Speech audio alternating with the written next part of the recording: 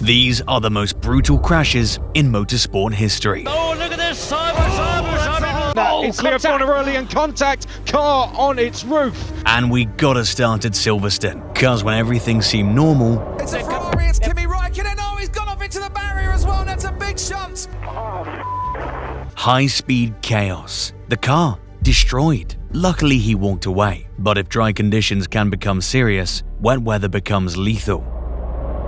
Tiny over the curb into Crawford. Crawford continuing down the Armco. Ralph Boschung with nowhere to go underneath his teammate. Devastating. Low visibility. Clearly, rain creates chaos. And so does Ferrari. But even in perfect conditions, just one touch can change everything. Germany 2001. Race begins. But Michael Schumacher going slow. He's a potential unavoidable hazard. Full contact at high speed. Luckily, everyone walked away from it. Later, you'll see the most brutal crash in motorsport history. But first, Austrian GP, the incident that, in my opinion, could have easily been avoided. Right from the beginning, these drivers were competing for track position. But what started as racing became destruction. It's Leopold early in contact, car on its roof. Oh, and Browning so close to having the Trident encroach on the cockpit there. Unbelievable scene. I mean, the car was literally on top of another. But some racing corners have a reputation of terrifying drivers. Eau Rouge, one of the most feared things in motorsport. Behind the Ferrari team, of course. Flat out, uphill, blind. This corner can be fun, but this is also why some drivers fear it. At Eau Rouge, there's no room for error. You make one mistake and you're meeting the barriers at full speed. Recovering up to fifth. And there's someone gone into the tyre barrier on the exit of Radion. And it is the Renault of Kevin Magnussen. Like I said, one error and you're out. But sometimes it's not only the severity of the crash that haunts you. Austria 2002. It was Mother's Day, and for that special occasion, F1 had done something beautiful. They invited every driver's mothers to the race. The stands filled with proud mothers, watching their sons compete at the highest level of motorsport. Takuma Sato's mother was also there, watching her son race in only his second F1 season. Pride mixed with the natural worry every racing mother feels. And then, her worst nightmare unfolded in front of her eyes. He's done the smart thing. He got ahead of Fettel. Oh, look at this! Side by side to the side of the Jordan. Straight into the side of Takuma Sato. The car literally launched into the air, barrel rolling, spinning like a ragdoll at racing speed, metal everywhere. Sato's mother watches her son's car disintegrate in midair. It was so brutal that it was reported she fainted right there in the grandstand. But luckily, nothing happened to both. Sato climbed out unharmed. Mother totally fine too. And yes, in case you're wondering, these crashes are only gonna get worse and worse. Like here in FE, but in a unique manner. See, Formula E is different. City streets, concrete walls, almost zero runoff. So every corner becomes unforgiving. When you crash in F1, you have gravel traps, tech pro barriers, safety zones. But when you crash in Formula E, you meet concrete walls at full speed. And that's exactly what happened to Alex Lynn. The car didn't just crash, it obliterated against the wall.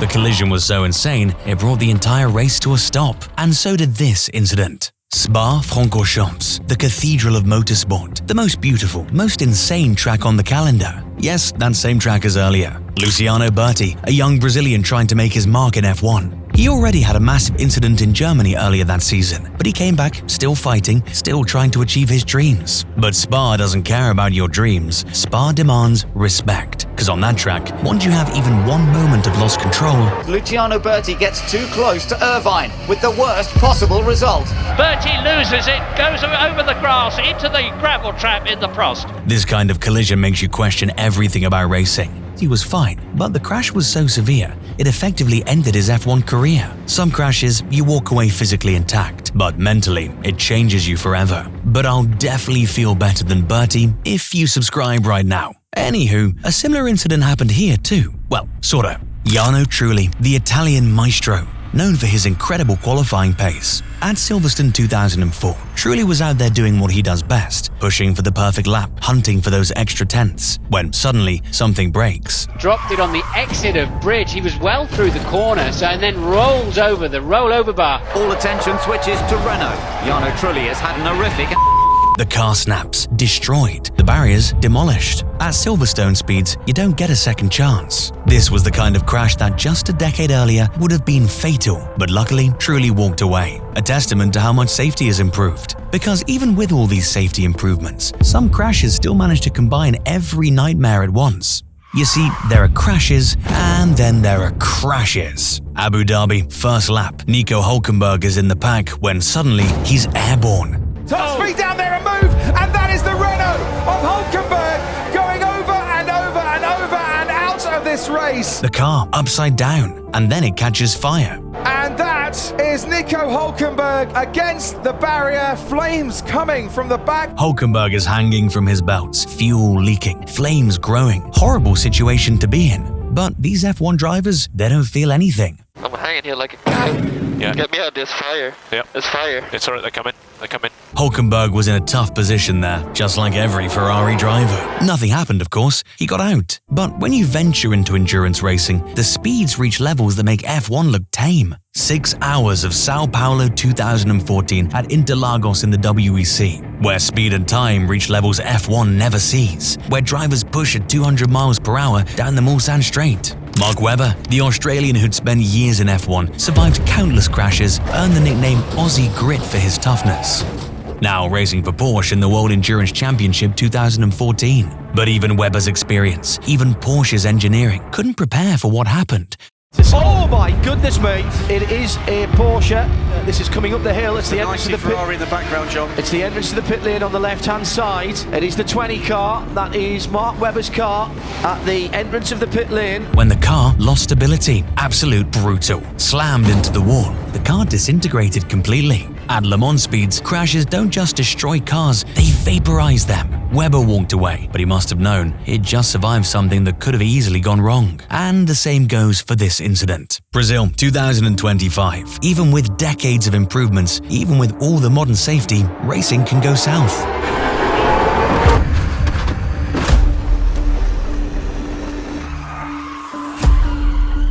Gabriel Bortoleto, one of racing's brightest young stars, felt that devastation in his first F1 season. I mean, what an entrance to the series. Bortoleto walked away. Thanks to decades of safety improvements, thanks to the lessons learned from every crash on this list. But going from Brazil to America, from Formula Racing to Oval Racing, and you'll find speeds that make everything else look slow. Indianapolis Motor Speedway, the Brickyard, where average speeds above 220 miles per hour, where 33 cars run inches apart at speeds that defy comprehension, where the slightest mistake becomes a disaster. Mike Conway, a driver chasing Indy 500 glory, running at the front, fighting for position, dreaming of victory. Final laps, Conway's flying, but at Indianapolis speeds, you're always one moment away from catastrophe.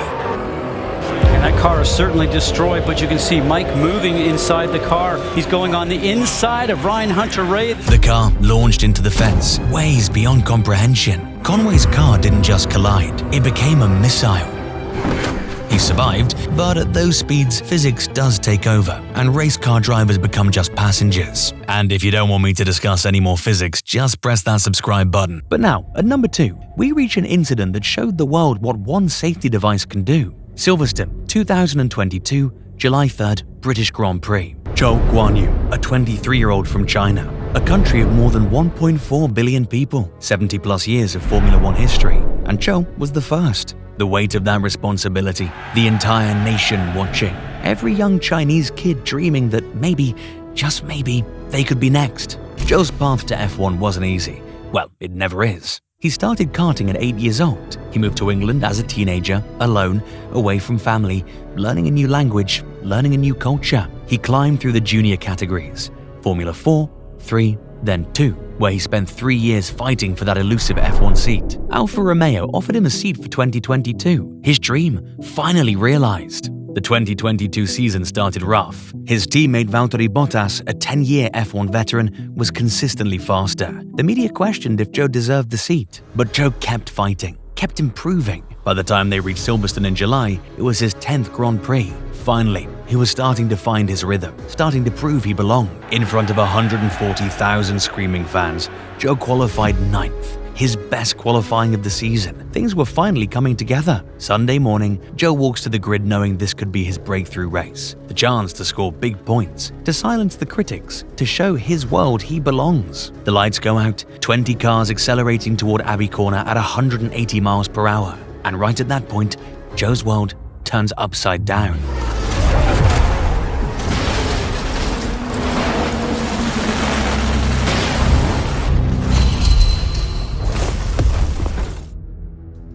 Gasly's car got squeezed, which took Mercedes out, and just like that, took Joe's Alfa Romeo out too. Upside down, as you can see, the roll hoop and the halo very much doing its job before the car digs in. Now there's only one thing between Joe and the track: the halo. The force was so violent, it literally carved a path on Silverstone's surface, one journalist reported. The Alfa Romeo vaults the fence, gets wedged between the barrier and catch fencing, trapped on its side with Joe still inside. "I didn't know where I was because I was upside down," Joe later said. "Then there was some leaking, but I didn't know from where. I wasn't sure if it was my body or if it was the car." For several agonizing minutes, marshals worked to extract him from the wreckage. Joe had to unbuckle his own helmet, had to free himself while trapped in a tiny space between metal and fence. Finally, they pulled him out, conscious, talking.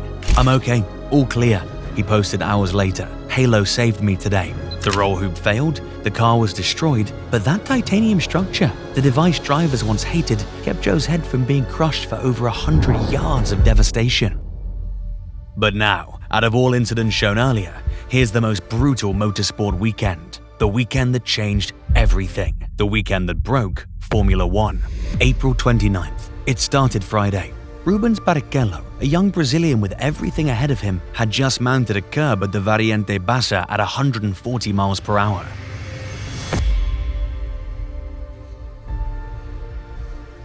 His Jordan launched into the air, hit the tire barrier while airborne, then came to rest on its side. They airlifted him to hospital. He survived, but the weekend was just beginning.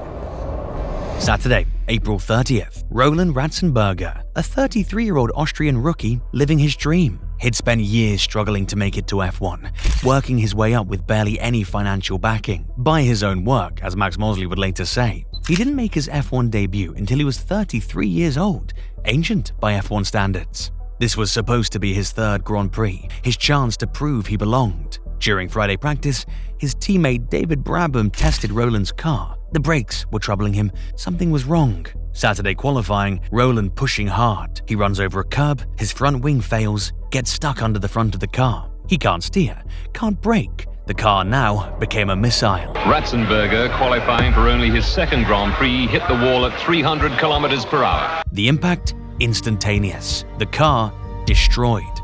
In just a moment, Roland Ratzenberger was gone.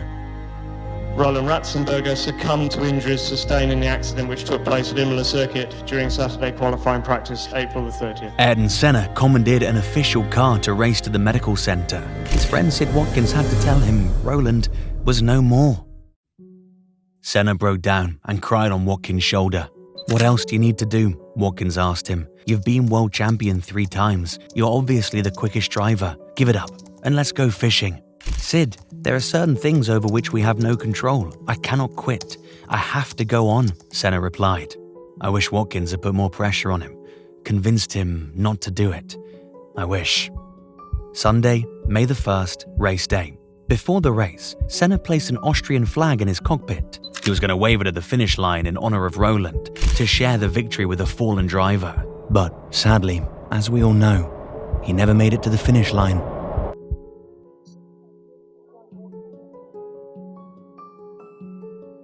Senna's Williams didn't turn. 190 miles per hour, straight into the concrete barrier. This corner that Senna was going around is absolutely flat out. It's 185 miles an hour. He's very still in that car. The right front wheel ripped off. The medical team arrives. Sid Watkins, the same man who tried to save Roland the day before, is now kneeling beside his friend Ayrton Senna. "Why don't we both quit?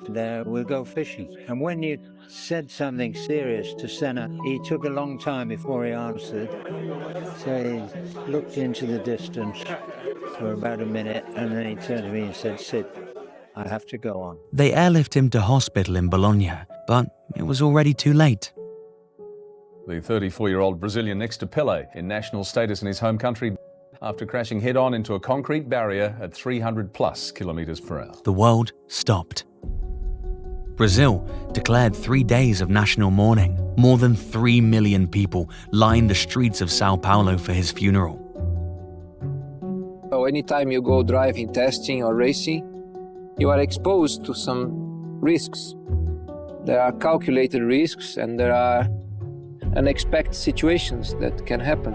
And you can be gone just in a fraction of a second.